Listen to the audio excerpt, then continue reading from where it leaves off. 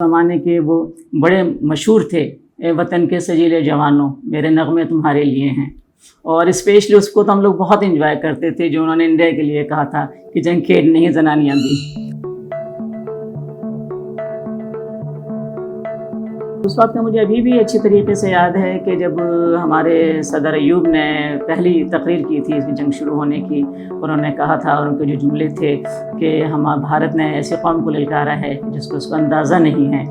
کہ اس کو منہ کی کھانی پڑے گی، اور یہاں کا تو ایک ایک بچہ ایک مجاہد ہے۔ اور واقعی یہ سب کچھ پروف ہوا۔ ہم اس وقت سکھر میں رہتے تھے، ایک چھوٹا سا اولڈ ایریا تھا ہمارا جو پرانا سکھر کہلاتا تھا، بلکہ وہاں پر زیادہ تر آلموسٹ جو لوگ تھے ہمارے آس پاس وہ جو تھے وہ لوگ تھے جنہوں نے پارٹیشن میں بہت سفر کر کے وہاں پر پہنچے تھے۔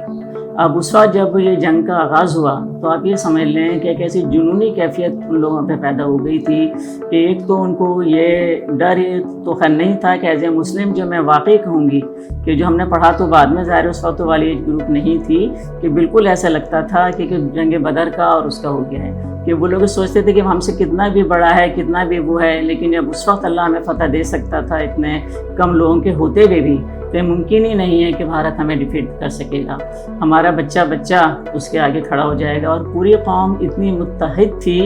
کہ یو کانٹ امیجن۔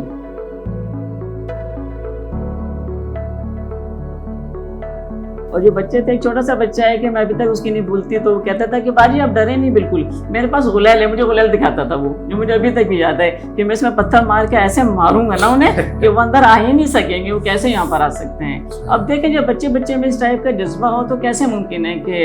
اس قوم کو کوئی ہرا سکے کبھی بھی، جو ہر ایک خود قربان ہونے کے لیے تیار ہو۔ اور دوسرا اس وقت جو امام عالم کا تھا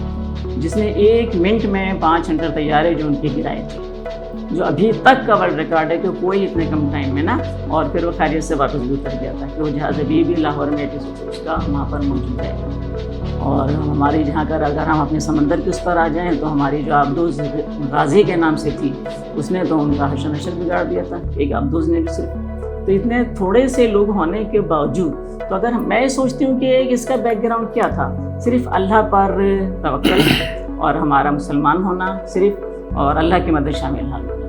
اور اس میں کہ وداؤٹ اینی ڈاؤٹ میں کہہ سکتی ہوں کہ اس میں فتح پاکستان ہی کی تھی۔ وہ اتنا آگے تک بڑھ گیا تھا کہ انڈیا کو خود اپیل کر کے سیز فائر کا کہنا پڑا، ورنہ پاسبل ہی نہیں تھا۔ اور پاکستان کی ظاہر ہے کہ اس کے مقابلے میں چھوٹا تھا اور اس کو ماننی پڑی اس کی بات، ورنہ کہ جتنا آگے تک جاتے کہ ہم دہلی تک پہنچ سکتے تھے۔ اس وقت میں تھی تو چھوٹی کلاس میں 2nd یا 3rd میں ہوں گی، لیکن میں اردو بہت اچھی طرح پڑھ لیتی تھی۔ تو جیسے میں باہر نکلتی تھی کوئی بھی دکاندار بلا لیتا تھا کہ ہمارا بیٹا ذرا یہ خبر تو پڑھ کے سنانا۔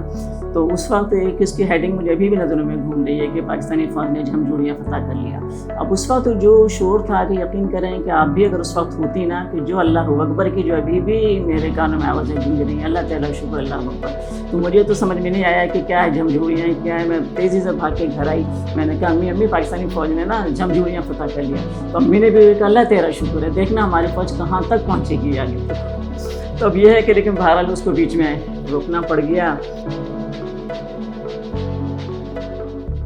ہمارے ساتھ بھی کچھ ہندو فیملیز ہوتی تھیں جو ہمارے قریب رہتی تھیں نا، شروع میں تو ہمیں تھوڑا سا خوف تھا کہ وہ سمجھتے تھے کہ اگر واقعی ہے کہ اگر زیادہ ہوا تو ان کے 1 یا 2 گھر ہیں تو ہم ان کے ساتھ کیا سلوک کریں گے، اس میں اگر یا اسی کے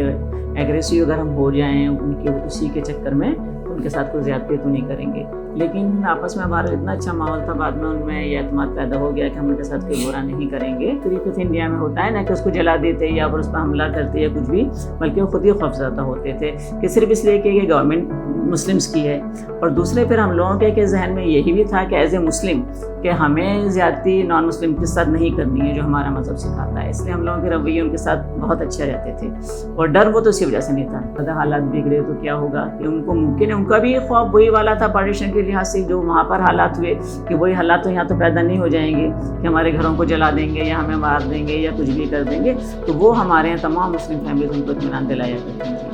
اس لحاظ سے نا۔ تو یہ تو میں کہ اپنا ایک اسلامی کی کہہ لوں کہ ہمارے ذہنوں میں جو تھا کہ ہمارا مذہب اس چیز کی اجازت ہی نہیں دیتا کہ ہم نان مسلم کے ساتھ زیادتی کر سکیں، تو اس وجہ سے ہمیں کوئی تنازعاتی کا تصور تھا، اور آپس کا یہ والا کلیش تھا ہی نہیں۔ اس وقت جو واقعی ایک فوکس جو تھا کہ صرف ایک جنگ تھی کہ جو ہمیں جیتنی ہے، اور دوسرا جو چھوٹے لیول پہ یہی تھا کہ ان کو ہمیں اپنے ایریا میں داخل ہونے نہیں دینا ہے، کہ جہاں تک ہم ان کو روک سکتے ہیں۔ اب یہی تھا، جب ایک ایک آپ یہ سمجھیں کہ ایک ایک گھر ایک قلعہ بن جائے اور ایک ایک بچہ مجاہد بن جائے تو کس کس سے مقابلہ کریں گے؟ گوریلا وار ہو جاتی جو دیکھا جائے تو۔ یہ لوگ یہ تو خواب دیکھنے لگتے تھے کہ ممکن ہے کہ ہم اتنے آگے پہنچ جائیں کہ ہم دہلی پہ قبضہ کر لیں یا دہلی ہمارا ہو جائے اور پہنچ سکتے تھے، بہت قریب تھے، لیکن واقعی اگر سیز فائر نہیں ہوتے اور بالکل جسٹس سے جنگ ہوتی تو ہم بہت آگے تک پہنچ چکے ہوتے اور ہم کشمیر بھی فتح کر چکے ہوتے، کیونکہ انہوں نے اس فرق کو دیکھا کہ ایک آزادی کیا چیز ہے اور ہمیں ایک آزاد وطن کی کیا اہمیت ہمارے لیے ہوگی۔ کیا وہ لوگ پچھتا رہے ہیں نا ان چیزوں پر؟ دیکھیں وہاں پر وہ آزادی تو یہاں پر نہیں ہے نا بالکل بھی۔ وہاں پر وہ جتنے بھی وہ ایریاز بھی جہاں ٹوٹل مطلب مسلمان رہتے ہیں وہ لوگ بھی خوفزدہ رہتے ہیں، انہیں کسی لحاظ سے کوئی رائٹ نہیں مل رہا ہے کچھ بھی۔ کشمیر کا ایشو ہے، اب جیسے اب جو کیا کہتے ہیں مودی نے جو مظالم کر رہے ہیں اس میں مطلب مسلمانوں کے اوپر، تو اب ثابت ہو گیا کہ ہمیں واقعی جو ہمیں یہ قائد اعظم نے ملک دلوایا تو یہ ہمارے لیے نعمت تھا۔ جس طریقے سے اب ہمارے فادر ان لا کا اجمل نے بتایا کہ ان کا تو خود پرسنل ایکسپیرینس تھا، کہ مجھے بھی یہی بتاتے تھے کہ جب سکھ آئے مارنے کے لیے چیک کرنے کے لیے کوئی بچا تو نہیں ہے، تو 3-4 لاشیں انہوں نے اٹھا کے اپنے اوپر ڈال لی تھی۔ اب جب لوگ اس سچویشن سے پہنچے ہوں اور جب اس کے بعد اگر ایسا کوئی اٹیک ہو جائے، جو ابھی تھوڑی دیر پہلے آپ کہہ رہی تھیں کہ جنہوں نے کیفیت کیوں پیدا ہوئی، تو یہ جن لوگوں نے سفر کیا ہوتا ہے نا، صرف وہی لوگ اس کو محسوس کر سکتے ہیں۔ ان کے لیے تو اپنی زندگی اور اسی کا مسئلہ تھا کہ جتنی مشکل سے ہم لوگ یہاں پر پہنچے ہیں، اس کو کوئی کیسے ہم سے دوبارہ چھین سکتا ہے یا اس پر قبضہ کر سکتا ہے۔ پاکستان بننے کے بعد بھی آئے ہیں کچھ لوگ نا، 2-4 سال بعد، ضروری نہیں ہے کہ فوراً آئے ہوں، لیکن ان کا بھی ارادہ وہی تھا کہ وہ سمجھتے تھے کہ ایک مسلمان کے لیے ایک آزاد وطن بہت ضروری ہے۔ تو جتنی کوششوں سے یہ حاصل ہوا تھا، تو یہ 47 اور 65 کے درمیان کا جو وقفہ تھا وہ صرف بلڈ اپ ہونے میں لگا، اور یہ لوگ اتنا مطلب قربانیاں دے کر آئے تھے کہ وہ ہر چیز ان کو یہاں کے ہر تکلیف برداشت تھی۔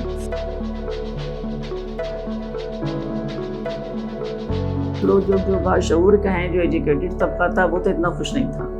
کیونکہ وہ کوئی سلوشن چاہتے تھے اس کا۔ اور جہاں جب ان کو یہ سننے کو ملا کہ تمام ایریاز واپس کر دیے جائیں گے، کیونکہ ہمیں تو انڈیا کے نہیں پتہ تھا، لیکن جو ہمارے پیرنٹس وغیرہ تھے تو وہ تو ایریازوں کو سمجھتے تھے کہ یہاں تک پاکستان پہنچ گیا ہے، کہ اتنا آگے تک نا کہ سب ہمارا ہو جائے گا۔ تو یہ وہ لوگ اس چیز سے خوش نہیں تھے کہ وہ سلوشن چاہتے تھے کہ کوئی بھی اینڈ رزلٹ نکلنا چاہیے۔ اب اینڈ رزلٹ یہ تو ممکن نہیں تھا کہ ظاہر ہے کہ پورے انڈیا کو ہم اوور کم کر لیتے، لیکن اگر ان ایریاز کو بھی کہ ایز کمپیئر ٹو کہ انڈیا نے کم ایریاز پہ قابض ہوا تھا، کہ یہاں پر وہ بھی کافی اندر تک آیا تھا کچھ ایریاز میں، لیکن پاکستان زیادہ اندر تک آیا۔ لیکن بارہ یہ کہ پورے ورلڈ نے اس کو تسلیم نہیں کیا۔ بارہ لے کے اتنے بلائنڈلی جھوٹ تو میڈیا نہیں بول سکتا تھا کہ اتنے بڑے بڑے ایریاز پر نا کہ پوری ہیڈ لائنز دے دے گا یا نیوز دے دے گا، لیکن یہ واقعی ہے کہ ایون یہ BBC نے یہ خبر نشر کر دی تھی کہ انڈین فوج نے لاہور پر قبضہ کر لیا بغیر کنفرم کیے، کیونکہ وہ لوگ اتنے وثوق سے انٹر ہوئے تھے نا